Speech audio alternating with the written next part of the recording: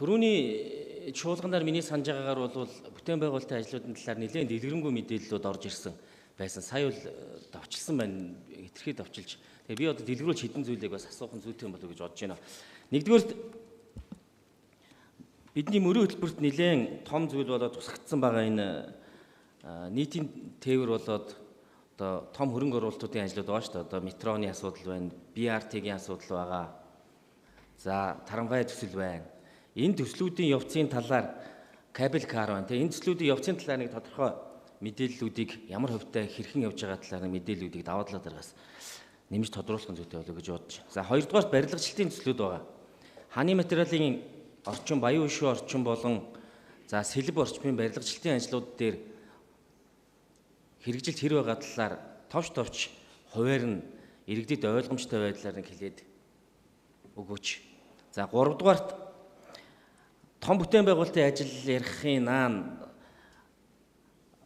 өвлжилттэй холбоотой чухал хэдэн асуудлууд байгаа. Түүн дотор энэ басаадны ажлын талаар бид нэлээд том төлөвлөгөө ярьж одоо мөрийн хөтөлбөр тусгасан байгаа. Энэ ажил маань сүүлийн үед сургаггүй болчиход байгаа юм. Энэ чиглэлээр ажлууд ямар байгаа талаар хэлээч. За дөрөвт нь би байнга ярьж байгаа даа энэ явган замын бодлогын асуудал. Замын хөгжлийн газар дээр явган замын бодлогоо гаргаж бидэнд танилцуулаач.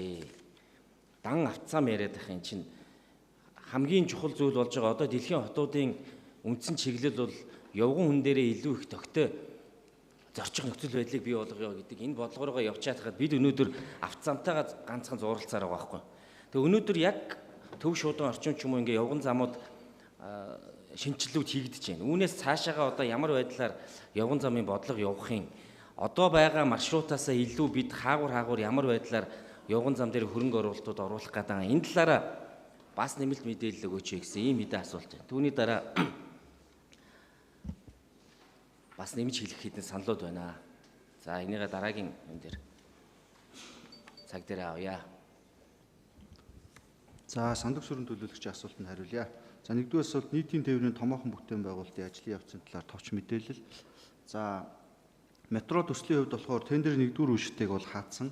За хоёрдугаар үе шатн дээр санхүүжилттэй холбогдлолтой олон улсын зээл хэлцээрийг эцлэх шаардлагатай байж байгаа. Тэгээд өнөөдрийн байдлаар бол Улаанбаатар хотод эдийн засгийн форумын эхний өдөр хилцүүлэг болж байна. Үүн дээр бас олон улсаас JP Morgan гээд метроны төсөл дээр банкар одоо холбогч банкар тодорсон байгууллага мөн эхний хилцээр хийгээд байгаа Их Британий гадаадын экспортын зээл олгогч байгууллага буюу UKF, тэгээ Францаас BPI гээд бас экспортын зээл олгогч байгууллагууд Улаанбаатар хотод хүрэлцэн ирж эхний шатны хөрөнгө оруулалтын бол хилцээрүүдийг бол хийж байгаа, ярилцж байгаа. Тэгээд 2024 оны 25 оны 4-р үйлрэлтэй багтаагаад ер нь бол хөрөнгө оруулалтын асуудлыг эцэлж метроны төслийн 2-р үе шатны тендерийг зарлаж шалгуулалтыг гүйцэтгэх нэ гэсэн төлөвлөгөөтэй бол явж байна.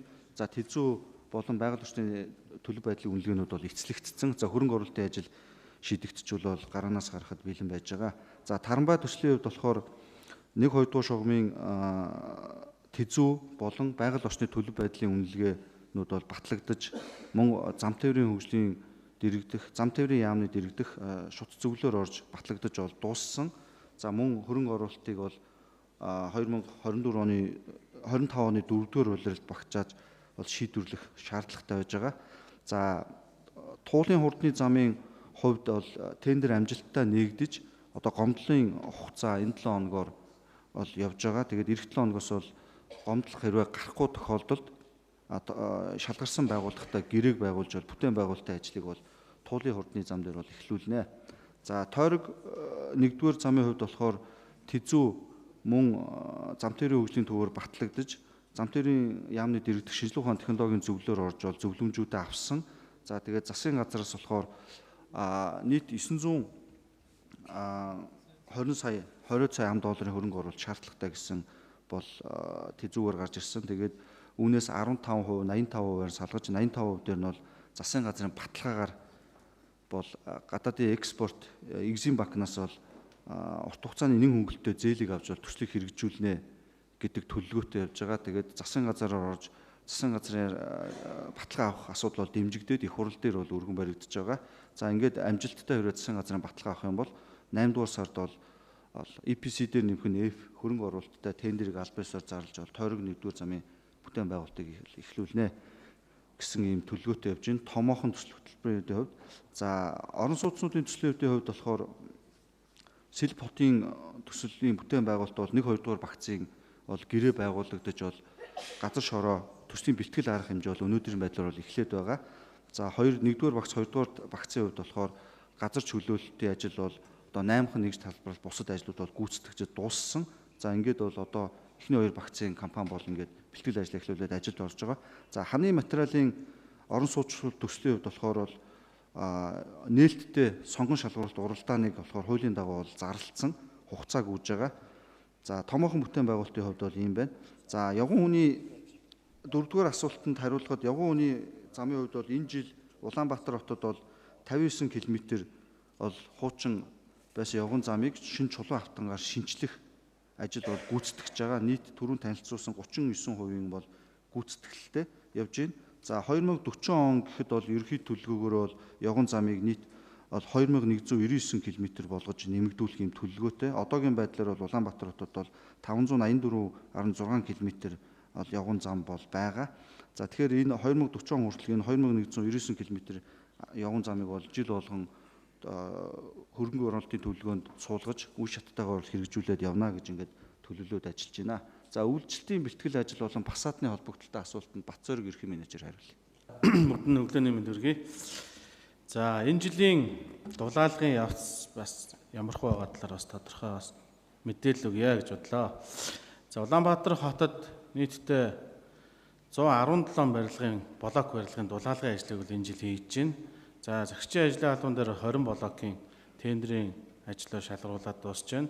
За дүүргүүд рүү энэ жилээс хавуулаад дулаалгын ажлын мөнгийг шилжүүлсэн байгаа. Дүүргүүд нийтдээ 97 блокийн тендер шалгуулалтын ажил хийгдэж байна. Тэгэхээр энэ жил бол яг өнөөдрийн байдлаар 117 блокийн байшингийн дулаалгын ажлууд хийж байна. За ер нь он дуустал бид нар бол энэ жил 205 блок байшинг дулаална гэсэн юм тооцоо судалгаатай явж байгаа.